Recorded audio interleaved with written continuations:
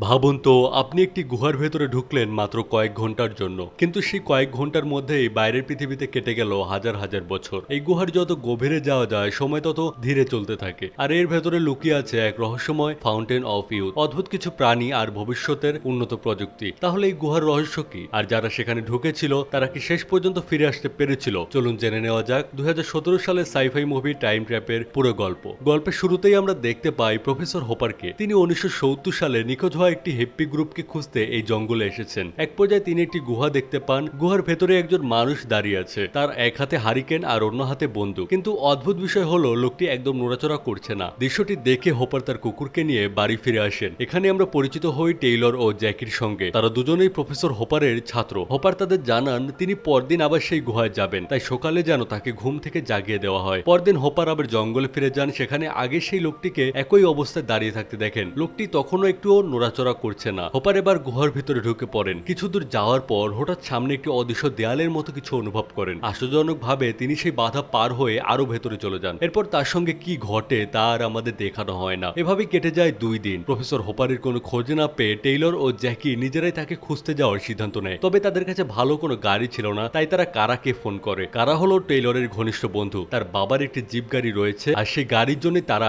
কারার সাহায্য চেয়েছিল। কারা রাজি হয়ে যায়, তবে সে জানায় তার ছোট বোন ফিপসিও তাদের সঙ্গে যাবে। এরপর আমরা 4 জনকে গাড়িতে দেখতে পাই। গাড়ি চালাচ্ছিল কারা। পথে টেইলর ক্যামেরায় প্রফেসর হোপারের নিখোঁজ হওয়ার ঘটনা এবং 1970 সালে সেই নিখোঁজ হিপ্পি গ্রুপের কথা রেকর্ড করতে থাকে। এমন সময় ভিপস জানায় সে তার এক বন্ধুকেও সঙ্গে নিতে চায়, তার নাম ফারাবি। শেষ পর্যন্ত ফারাবিও তাদের সঙ্গে যোগ দেয়। এবার মোট 5 জন জিপ নিয়ে জঙ্গলের উদ্দেশ্যে রওনা হয়। ফারাবি বেশ চঞ্চল আর দুষ্টু স্বভাবের ছেলে, তাই পুরো পথেই সে নানা ধরনের দুষ্টুমি করতে থাকে। কিছুক্ষণ পর 5 জন জঙ্গলের কাছে পৌঁছে একটি ভ্যান দেখতে পায়। ভ্যানটির ভেতরে তারা প্রফেসরের বাবা, মা এবং ছোট বোনের ছবি দেখতে পায়। ছবির পেছনে লেখা ছিল হোপার ফ্যামিলি। তখন তারা বুঝতে পারে প্রফেসর হোপার শুধু 1970 সালের নিখোঁজ হিপ্পি গ্রুপকে খুঁজতে এখানে আসেননি। তার আসল উদ্দেশ্য ছিল নিজের বাবা, মা ও ছোট বোনের নিখোঁজ হওয়ার রহস্য খুঁজে বের করা। এরপর তারা ভ্যানের সঙ্গে লাগানো একটি দড়ি দেখতে পায়। সবাই সেই দড়ি ধরে জঙ্গলের ভেতরে গিয়ে একটি গুহায় পৌঁছে যায়। কিন্তু অদ্ভুত ব্যাপার হলো দড়িটির কোনো শেষ দেখা যাচ্ছিল না। জ্যাকি আরো কিছুটা ভেতরে এগিয়ে নিচে একটি গভীর খাদ দেখতে পায়, আর দড়িটিও মাঝখান থেকে কাটা ছিল। তারা সবাই মিলে প্রফেসর হোপারকে ডাকতে থাকে, কিন্তু কোনো উত্তর আসে না। শেষ পর্যন্ত সবাই আবার জিপের কাছে ফিরে আসে। এবার তারা প্রস্তুতি নিয়ে গুহার আরো গভীরে ঢোকার সিদ্ধান্ত নেয়। তবে ফারাবিকে বাইরে রেখে যায়। তার কাছে একটি রেডিও দিয়ে যায়, যাতে কোনো বিপদ হলে সে বাইরে থেকে তাদের সঙ্গে যোগাযোগ করতে পারে। এরপর টেইলর, জ্যাকি, কারা ও ভিপস আবার গুহার ভেতরে ঢুকে পড়ে। গুহার সেই গভীর খাদে নামতে শুরু করলে কারা ও বাকিরাও অনুভব করে যেন ভেতরে কোনো অদৃশ্য দেয়াল রয়েছে। তারা সেই বাধা পার হয়ে আরো ভেতরে এগিয়ে যায়। এর সাথেই গল্পের দৃশ্য বদলে যায়। আমরা আবার প্রফেসর হোপারকে দেখতে পাই। তিনিও সেই অদৃশ্য দেয়াল পার হয়ে গুহার ভেতরে ঢুকতেই আগে স্থির হয়ে দাঁড়িয়ে থাকা লোকটি হঠাৎ স্বাভাবিক গতিতে নড়াচড়া করে দ্রুত সেখান থেকে চলে যায়। হোপার পেছনে তাকে দেখতে পান গুহার মুখ দিয়ে আসা দিনের আলো বারবার জ্বলছে আর নিভছে। বিষয়টি অস্বাভাবিক মনে হওয়ায় তিনি গুহার বাইরে বেরিয়ে আসেন। কিন্তু বাইরে এসে হোপার অবাক হয়ে যান, কারণ সেখানে তখন রাত হয়ে গেছে। এমনকি তার কুকুরটিকেও আর কোথাও দেখা যাচ্ছে না। এখন তিনি নিজের ভ্যানের কাছে ফিরে যান, কিন্তু ভ্যানটি দেখে আরো অবাক হয়ে যান। মনে হচ্ছে সেটি বহু বছর ধরে সেখানে পড়ে আছে। কিছুটা দূরে তিনি জিপ গাড়িটিও দেখতে পান। সেটিও পুরনো হয়ে গেছে এবং গাছপালায় প্রায় ঢেকে গেছে। আর জিপের ভেতরে হোপার, জ্যাকির ব্যাগ দেখতে পান। হোপার আবার গুহার কাছে ফিরে আসেন। হাতে কয়েকটি টিউব লাইট নিয়ে একে একে সেগুলো গুহার ভেতরে ফেলতে ফেলতে এগোতে থাকেন। এক পর্যায়ে একটি টিউব লাইট নিয়ে ফেলতেই সেটি মাটিতে না পড়ে মাঝ আকাশে ভেসে থাকতে দেখা যায়। হোপার তখন আরো ভেতরে ঢুকে পড়েন, আর গুহার মুখের আলো তখন বারবার জ্বলছে আর নিভছে। এরপর আমরা আবার 4 জনের কাছে ফিরে আসি। ততক্ষণে তারা গুহার অনেকটা ভেতরে চলে এসেছে। হঠাৎ তারা গুহার ভেতরে কারো চিৎকার শুনতে পায়। সবাই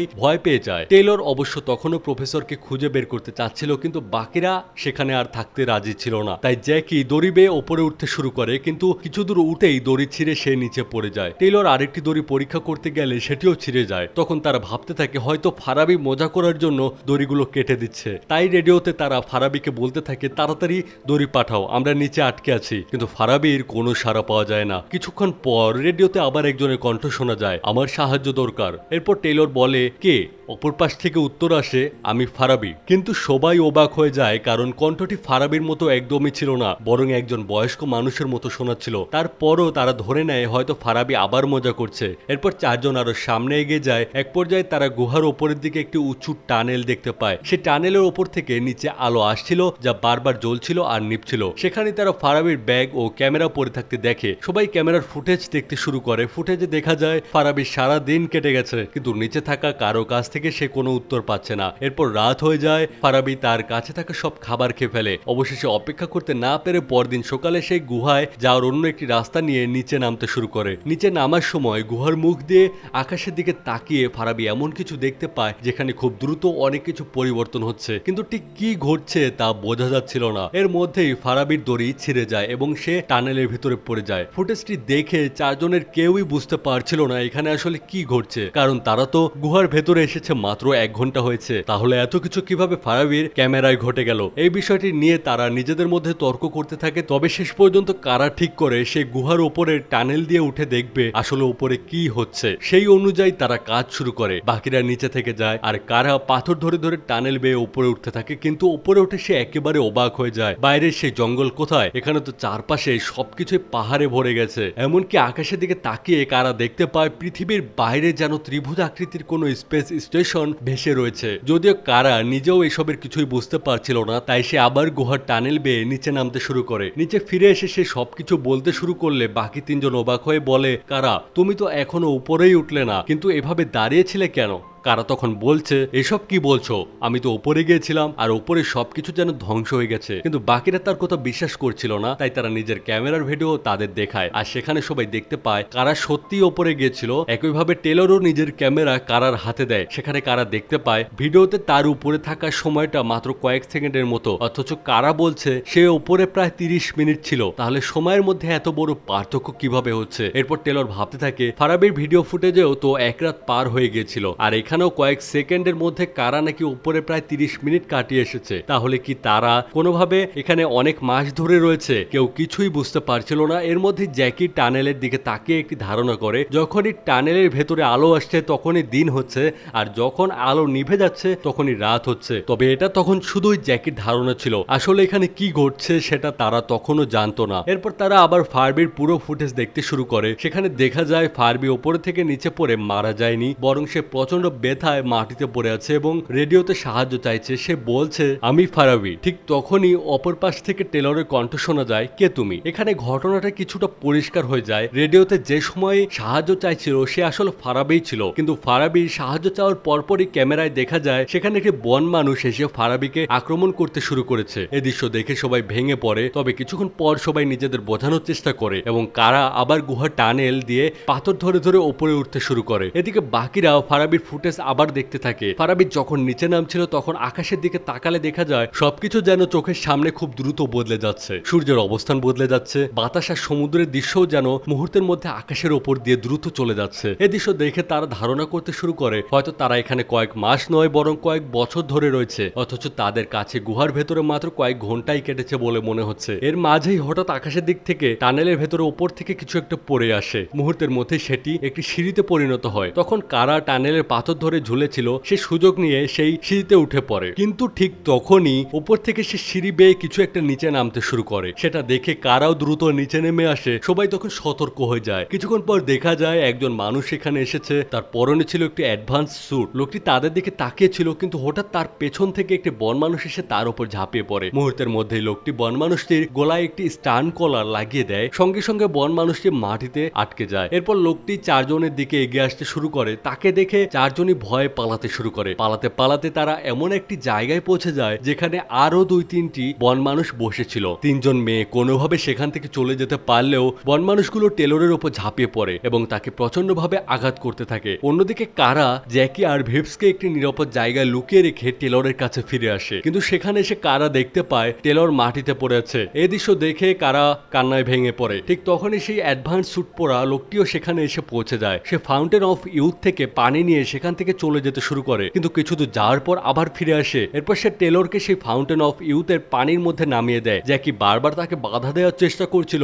কিন্তু শেষ পর্যন্ত টেলরের প্রাণ বেঁচে যায়। তখন আমরা বুঝতে পারি এই পানি কোনো সাধারণ পানি নয়, এই পানির উৎসকেই বলা হয় ফাউন্টেন অফ ইউথ। আর সেই অ্যাডভান্স স্যুট পরা লোকটি মূলত টেলরকে বাঁচিয়ে দেয়। কিন্তু ঠিক তখনই আবার বন মানুষগুলো সেখানে চলে আসে এবং লোকটির মুখের মাস্ক খুলে ফেলে। তবে লোকটিও একে একে প্রত্যেক বন মানুষের গলায় স্টান কলার লাগিয়ে তাদের মাটিতে আটকে দেয়। কিন্তু এবার লোকটিকেও দেখে মনে হচ্ছিল সে ঠিকমতো শ্বাস নিতে পারছে না বা প্রচন্ড কষ্ট হচ্ছে। সবাই প্রথমে ভাবতে থাকে হয়তো মাস্ক খুলে যাওয়ার কারণেই তার এমন হচ্ছে, তাই তারা মাস্কটি আবার তার দিকে এগিয়ে দেয়। কিন্তু পরে বোঝা যায় সমস্যাটা মাস্কের জন্য নয়। এখন তারা কি করবে সেটাও বুঝতে পারছিল না। এর মধ্যেই লোকটি তার অ্যাডভান্স টেকনোলজি ব্যবহার করে একটি ভীষণ চালু করে। সেখানে নিউজের মাধ্যমে একের পর এক খবর দেখা যেতে থাকে। একটি নিউজে বলা হচ্ছিল 5 জন স্টুডেন্ট নিখোঁজ। এরপর দেখা যায় কারা আর ভিপসের বাবা টিভিতে সবার কাছে তাদের খুঁজে দেওয়ার জন্য সাহায্য চাইছেন। এর পরের নিউজগুলোতে দেখা যায় দ্য আর্ক নামের বিশাল একটি স্পেসশিপ তৈরি করা হয়েছে। সেখানে প্রায় 2,50,000 মানুষ থাকতে পারবে। এটি